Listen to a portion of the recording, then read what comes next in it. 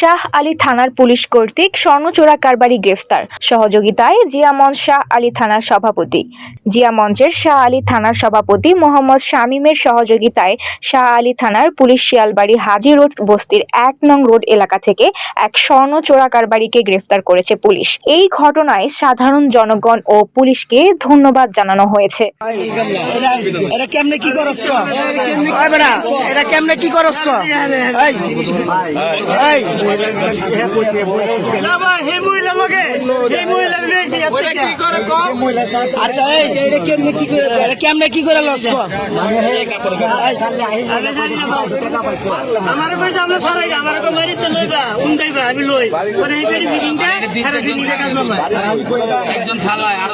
বিশ্বচোর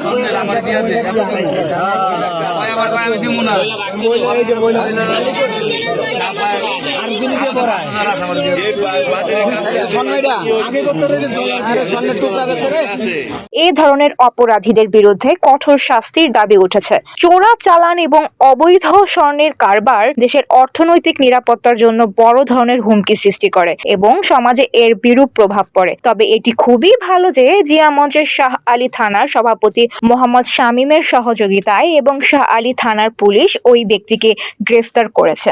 জনগণের সচেতনতা এবং পুলিশের তৎপরতা অপরাধ দমনে সহায়ক ভূমিকা পালন করতে পারে বলে জানিয়েছে সাধারণ জনগণ।